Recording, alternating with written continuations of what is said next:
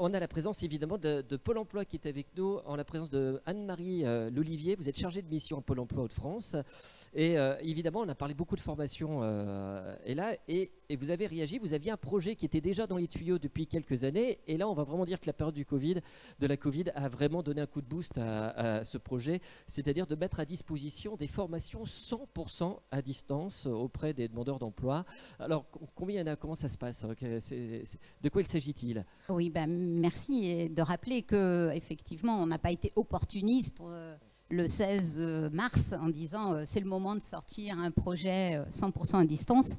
Nous avons déjà du recul sur que pouvons-nous mettre dans 100% à distance, puisque déjà en 2018, nous avions une expérience avec quelques centres de formation et avec quelques OPCA à l'époque sur des formations 100% à distance dans le cadre de formation préalable au recrutement, donc de POEC, hein, et notamment avec Opcalia à l'époque. Et c'était déjà des formations qui ne portaient pas uniquement sur le numérique, hein, parce qu'on avait tout un autre programme dans le cadre du plan investissement compétences sur le développement du numérique. On était déjà sur des métiers manuels. On était par exemple sur une formation d'agent de sécurité, hein, sur un TP agent de sécurité. Tirant en 2019 avec la DGEFP et donc le ministère des enseignements, hein, de cette première expérience, un deuxième projet était dans les cartons et l'appel à projet était lancé, hein, en deuxième semestre 2019 pour accélérer et pour augmenter cette proposition faite aux demandeurs d'emploi d'une formation sous d'autres formes, hein, donc des formations 100% à distance. Et j'insiste sur le 100% à distance, ce n'est pas de la formation en ligne. Hein, on reviendra éventuellement tout à l'heure et profiter peut-être d'organismes de formation qui sont dans attributaires, hein, de ce marché aujourd'hui et qui sont présents dans la salle pour nous expliquer la différence entre une formation en ligne et une formation à distance. Alors donc, le travail a abouti et le 26 mars 2020, dans un mouvement un peu plus pressé que traditionnellement lorsque l'on est en attribution d'un marché, hein, on a poussé un petit peu tout le monde pour démarrer un peu plus vite ce marché, qui était prévu pour un démarrage plutôt en mai-juin. Hein, donc on l'a avancé de quelques semaines. Et donc le 26 juin, on a été en capacité de mettre à disposition sur le territoire national, hein, puisque c'est un projet et c'est un marché national, hein, donc de mettre à disposition donc 150 formations. Hein, il y en a 149 véritablement, tout dépend, parfois on les découpe et on peut en trouver un petit peu plus, mais c'est grosso modo 150 sur 20 domaines professionnels. On va y retrouver, allez, ne nous cachons pas, le numérique. Mais je vous donnerai quand même une petite indication tout à l'heure pour vous dire que le numérique, ce n'est pas forcément du 100% à distance et que ce n'est pas majoritaire. Dans ce marché, on a des formations à la fois qui portent sur des métiers artisanaux, les métiers de bouche. On a de la formation sur du CAP de fleuriste, sur du CAP de pâtissier, de boulanger, sur de l'électricien, sur des habilitations, hein, donc des formations pratiques, hein, où le savoir-faire, le savoir et le savoir-faire sont importants. Des formations sur la relation client, donc de la formation dans la vente, dans le marketing, de la formation dans les services à la personne, sur par exemple aussi le métier lié à la comptabilité, à la gestion administrative des entreprises, sur les langues aussi, et notamment l'anglais, avec la passation de certificats européens, hein, de certification, des remises à niveau, hein, dont le CLEA numérique, hein, qui aujourd'hui est une base nécessaire et en tout cas un repère à la fois public mais aussi privé dans les entreprises, hein, comme repère d'un niveau de maîtrise sur les outils numériques. Et puis la préparation à de concours, et notamment les concours dans les métiers en tension, préparation de nos concours aides-soignants, même si on n'appelle plus maintenant concours, mais sélection, hein, donc, mais préparation à ces sélections, hein, aides-soignants, infirmiers pour le niveau au-delà du bac, donc aides-soignants et ambulanciers. Et aussi aide à domicile, des formations qui, entre nous, cartonnent, qui font que les 70 millions hein, qui sont prévus sur 3 ans, il y a une réflexion au niveau de la DGEFP là, pour éventuellement accélérer le déblocage des fonds et voir comment faire, parce que c'est un peu victime du succès. Pourquoi? Parce que pendant le confinement, les conseillers sont restés très en contact avec les demandeurs d'emploi, hein, encore plus fortement, hein, en lien avec ceux qui étaient déjà en formation hein, pour assurer les rémunérations, parce que même s'il y a une grosse partie des allocations versées par le conseil régional, nous avons aussi la partie des personnes qui sont indemnisées, qu'il a fallu aussi donc prolonger les droits, prolonger les plans de formation. Donc les conseillers en agence avaient comme soin et préoccupation de maintenir aussi le lien et pour rassurer tout le monde et assurer aussi le versement d'une allocation fin de mois, et en profiter pour faire aussi une offre de service. Hein, c'est bien de dire on va vous payer en fin de mois, soyez rassurés, oui c'est bien, mais il faut rester aussi en mouvement. La demande d'emploi, elle doit aussi toujours s'accompagner de réflexion pour profiter de ce temps et réfléchir à ce qu'on va faire et comment se former. Donc ça a été l'occasion de promouvoir hein, cette nouvelle opportunité et d'en saisir toute l'occasion. Hein. On a fait aussi beaucoup de publicité. Hein. Il y a eu c'est rare que Pôle emploi communique hein, ou le ministère communique sur des dispositifs particuliers, mais il y a eu des flashs dans les médias, à la fois écrits et oraux, hein, sur les téléviseurs, ce qui nous changeait un petit peu du climat morose pendant le confinement où on nous annonçait malheureusement trop de mauvaises nouvelles. Voilà, donc un marché qui aujourd'hui continue puisqu'il est pour 3 ans, qui offre donc des formations gratuites, hein, qui est de tout niveau. Hein, on commence du niveau CAP et on finit sur du niveau Bac plus 5, hein, sur des masters, hein, des bachelors, hein, des masters, des MBA. Il y a un MBA aussi dedans. Donc ça peut être des formations très courtes. Hein, une habilitation, la formation la plus courte, c'est sur une habilitation électrique, c'est 11 heures. Et sur un bachelor ou le MBA, il est forcément sur 2500 heures. Hein, donc des formations aussi longues. Toutes sont certifiantes, qualifiantes. Et lorsqu'elles portent sur uniquement des modules, ce sont forcément des modules qui rentrent dans un module qualifiant ou certifiant. Hein, voilà. Pour faire ça, on a eu besoin de répondants à cet appel à projet et des centres de formation nombreux ont répondu. Hein, essentiellement des centres de formation à rayonnement national, même si la formation 100% à distance n'oblige pas à avoir une couverture nationale, forcément, de par sa nature.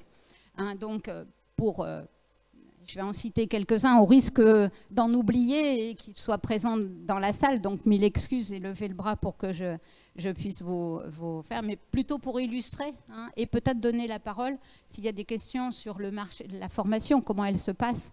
Hein, donc bien sûr, hein, en premier lieu, l'AFPA, hein, qui nous accompagne de longue date hein, sur l'innovation pédagogique et les moyens à mettre à disposition des demandeurs, l'IRTS, le CNED, pour qui la vocation de la formation à distance, hein, pour peut-être toute personne qui est un peu éloignée de nos métiers, on lui dit se former à distance, il va nous proposer le CNED hein, comme solution. Hein, c'est quand même l'ancêtre peut-être de la formation à distance. Il y en a d'autres.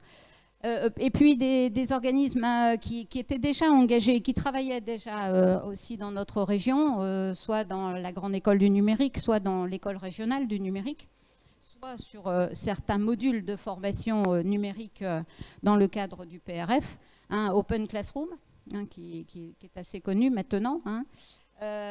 D'autres, Skill and You, hein, qui a un peu émergé, en tout cas dans notre relation de travail avec des organismes de formation, qui pour nous voilà, vient purement du privé, j'en passe. Mais il y a aussi des organismes de l'éducation nationale, hein, notamment des lycées professionnels, et un en particulier, un lycée professionnel agricole, hein, de Chambéry, hein, qui s'est proposé de faire du 100% à distance sur des métiers de l'horticulture, fleuriste par exemple.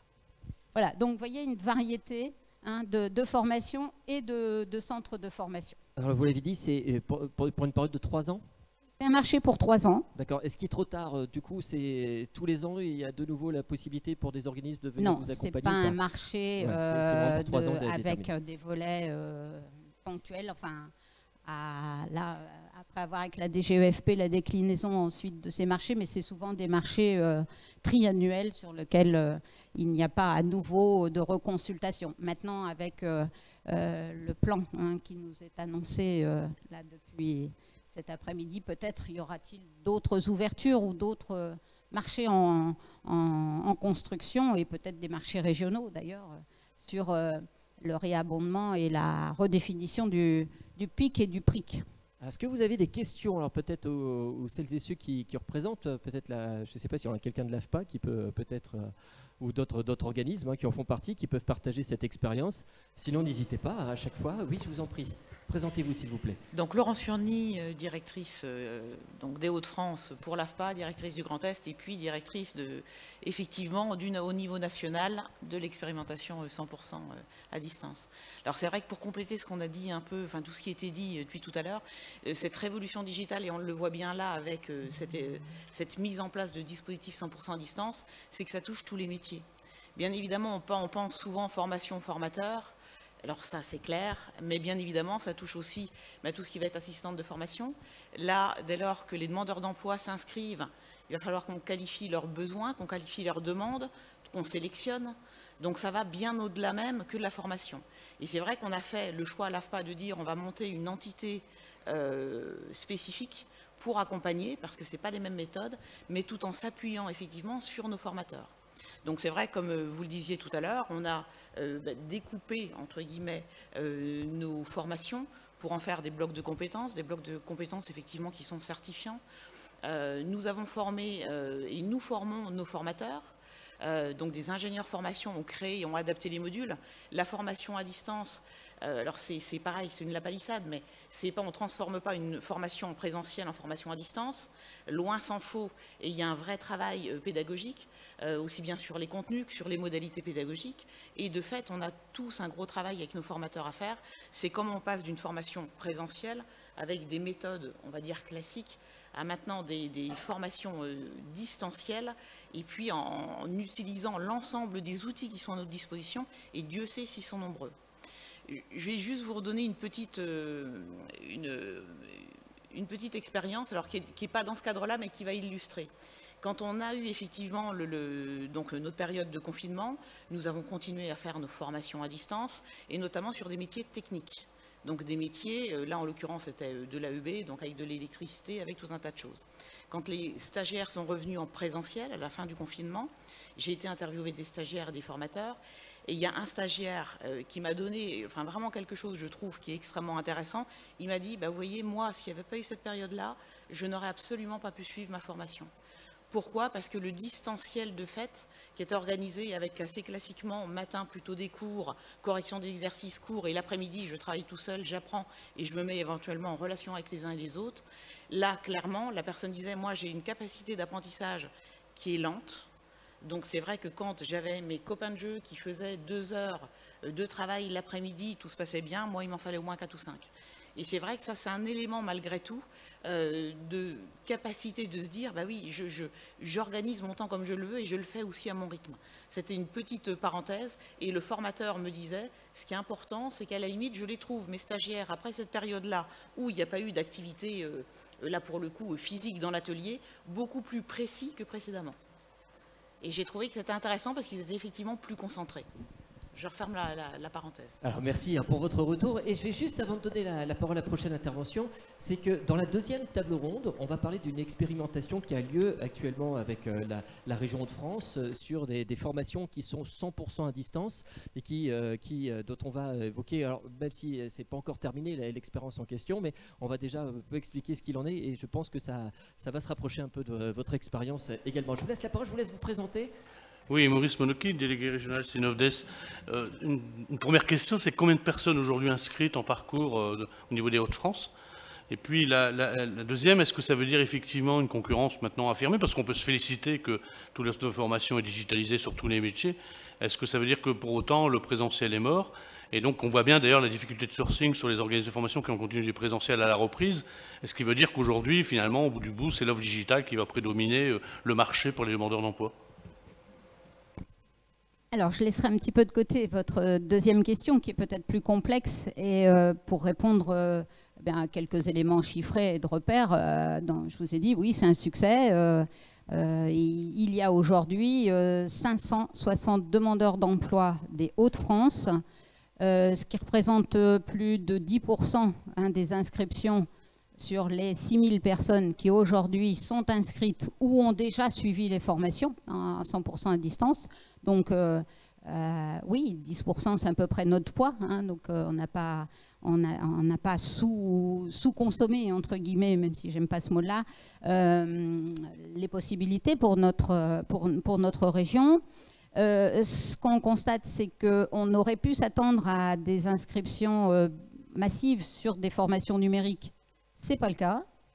Les inscriptions sur les formations numériques arrivent en 9e position. Ce qui nous laisse encore à réfléchir tous ensemble, c'est comment on fait du numérique un métier attractif ou mieux connu et qui sorte de l'image qu'il faut être diplômé Bac+5 pour faire du numérique, ce qui est totalement faux. On l'a vu dans le pic numérique. Comment on a réussi à former et comment la grande école du numérique réussit à former des publics entrant pleinement dans le champ du pic, qui sont au plus niveau bac. Sur le public, c'est majoritairement plus de 70% des femmes. Ce sont les hommes. 70% des femmes, mais peut-être que ça pourrait s'expliquer pour un petit peu le public qui était visé, comment aussi la préoccupation auquel les demandeurs d'emploi sont sensibles sur le 100% à distance. Les jeunes sont représentés de la même façon que leur poids dans la demande d'emploi, donc on ne peut pas dire que c'est un phénomène de... c'est les plus jeunes qui sont à l'aise, fourrés toujours avec leur smartphone, forcément ils ont sauté sur l'occasion, non.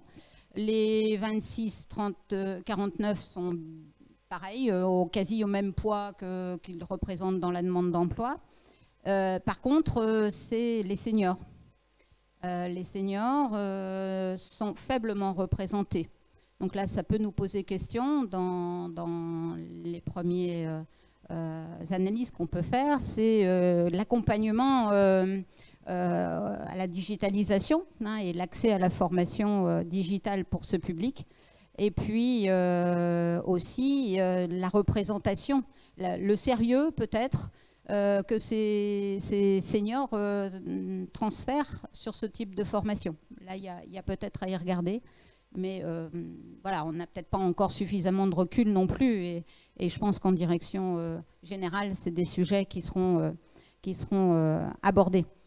Vous parliez, Monsieur Monocchi, doit-on s'attendre maintenant à avoir une compétition entre une offre présentielle et une offre 100% distance? C'est compliqué puisqu'on a ici en région tenté de comparer l'offre de formation PRF qui pouvait exister en présentiel avec l'offre de formation 100% à distance et de voir si le recrutement, si vraiment ça s'opposait. Comme les inscriptions se sont faites jusqu'ici dans une période un peu particulière, il y a d'autres éléments